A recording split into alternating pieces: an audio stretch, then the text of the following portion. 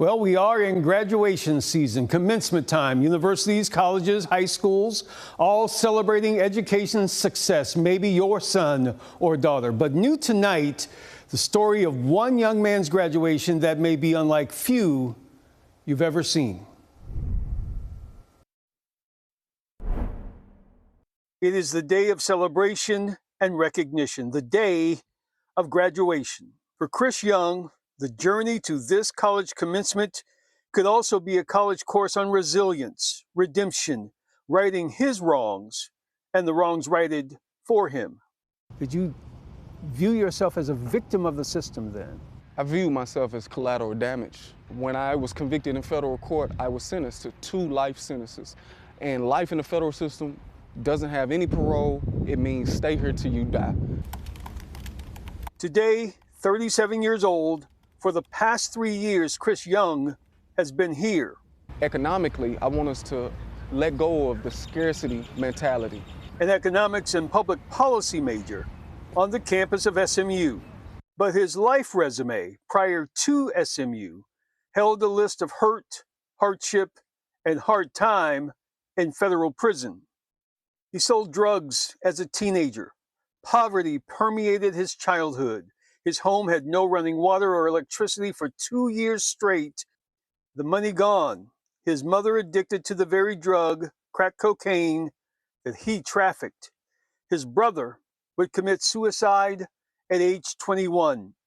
And in 2010, Chris Young, with 2 arrests as a teenager already on his record, Chris Young received 2 life sentences for drug trafficking.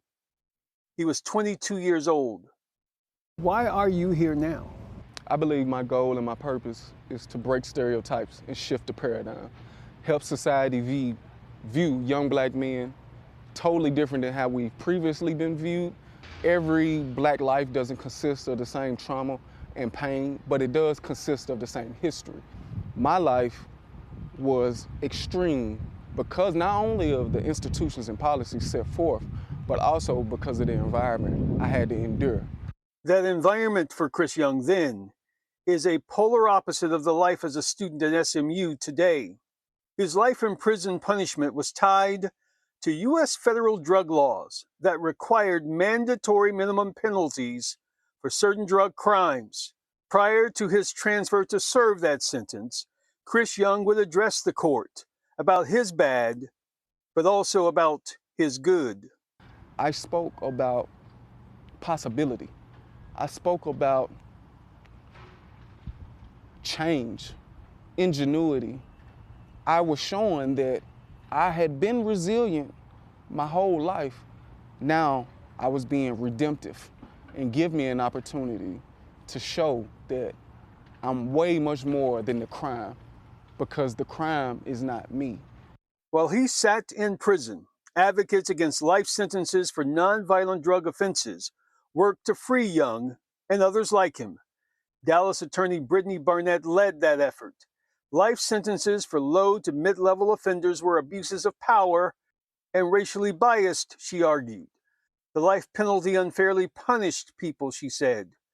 The federal judge who sentenced Chris Young actually resigned from the bench in protest over Young's legally mandated life sentence. Reality TV star Kim Kardashian, she met with President Trump, pushing for the president to grant Young clemency. After 10 years in federal prison, the president did just that. Free from 2 life sentences, free from federal prison, Chris Young now served time where he desired, here in the classrooms of SMU. SMU is where world changers are shaped. Once I started reading more, the more I started to notice that the person I am, the person I had been, even when making careless and reckless and destructive decisions, is a man of value, is a man of resilience. The young black men that come from poverty, that made certain mistakes within that poverty-stricken environment, are not just that. On this day of graduation, Chris Young moves to a new life chapter. The judge required to sentence him to life by his side on this day, along with others who hugged and supported and believed what Chris believed. I am Christopher Lamont Young. Is a young man who takes consideration with everything he does, is a reflection of the man I've changed to.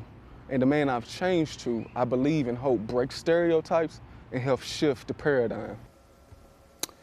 And that Chris Young today is also an author. His memoir will be released in August, we're told. By the way, he lives with sickle cell anemia. The blood disorder has been very tough on him, but he fights it with the same passion as he and his supporters fought that life in prison sentence.